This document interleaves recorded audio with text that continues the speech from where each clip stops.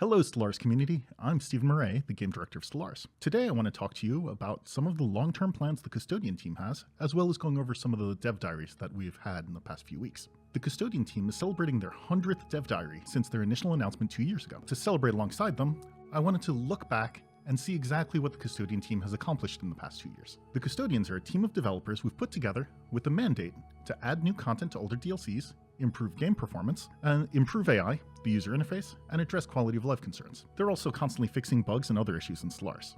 The things the Custodian team works on come from several different sources. About a third of the Custodian's directives come directly from me, the game director, a third are community requests and suggestions, and a third come from individual developer passion projects. For every release, we hold a Custodian pitch meeting where the developers can pitch their ideas for that patch. Accepted pitches get put up on the Custodian board to be fitted into the development schedule.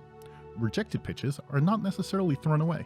They may be proposed again later when issues from the pitch have been addressed. One of the Custodian pitches planned to be included in upcoming 3.9.3 update is the rebalance of diplomacy and trust. One of the biggest complaints we've seen is the tendency for the AI to peacefully subjugate themselves to one another, thereby making their overlord even more powerful, allowing them to snowball into a larger vassal swarm. While we have made several adjustments to subjugation acceptance in recent patches, subjugation never really got to the place where we wanted it to be, so we decided to do more of an in-depth rework as to how diplomatic acceptance works in general. Our overall objective with this rework is not to prevent diplomatic pacts and taking vassals altogether, but instead pushing these diplomatic actions to later in the game so you don't immediately venture out into the galaxy and find that everybody's already vassalized. In 3.9.3, diplomatic acceptance will consider trust or AI opinion and either having an embassy or sending an envoy to improve relations. Empires will now have a minimum amount of trust you need before the AI will accept any diplomatic agreements. This also means that it'll take a little longer past first contact to get commercial and research pacts, but also means, conversely, that playing as a megacorp, you'll be more likely to run into AI empires who have not yet reached their limit of commercial pacts and are absolutely refusing to have any more. Our internal testing has shown that these changes have been pretty effective at reducing vassal swarms, but still allow them to form either over the long term or through judicious applications of violence, since the subjugation war goal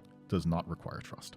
We're also addressing several other diplomatic issues in 3.9.3, including the ability to trade favors between empires. The extort favors espionage action and favor-related traditions will be the most consistent way to gain favors going forward. We're planning to do a pass on certain events that feel like they should reward favors but currently do not, but that will not be included in 3.9.3. Moving on to the future, for 3.10 we're currently working on consolidating leaders into 3 classes, each with 4 separate subclasses. We've previously talked about how we're not completely happy with the leader cap and how it works, and we're also not happy with generals becoming vestigial leaders with limited usefulness. To this end, governors, admirals, generals, and scientists will now become 3 classes: commanders, officials, and scientists. Each class of leader will have a separate leader cap. Veteran traits will be rebalanced with one of 4 leader subclasses, which will allow you to specialize these leaders into unique roles and will affect what traits they gain as they level up. There'll be more changes as well. For example, you can place a commander in charge of a sector, and this will place the entire sector under martial law. The exact effects of martial law will be changing as well. We want it to be a reasonable thing to do to put the military in charge of a newly conquered or disruptive set of planets until those conditions stabilize. You'll still be able to override a sector governor on a specific planet by placing a planetary governor there, and we're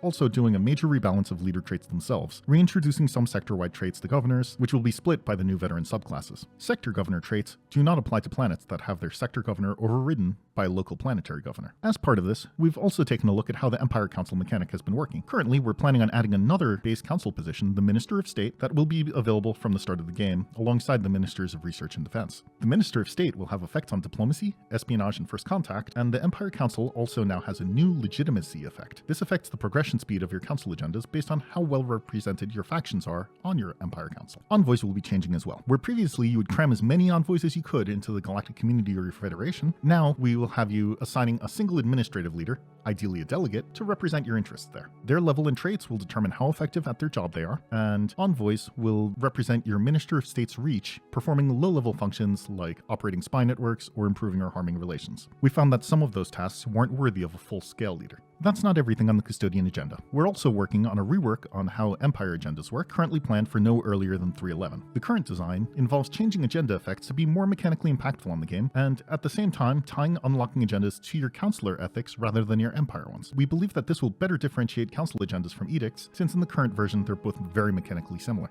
Thanks for watching. I hope you've enjoyed this brief look behind the scenes at Stellaris HQ.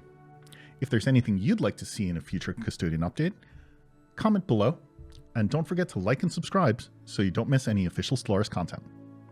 I'm Stephen Muray, and I'll see you later. Bye-bye.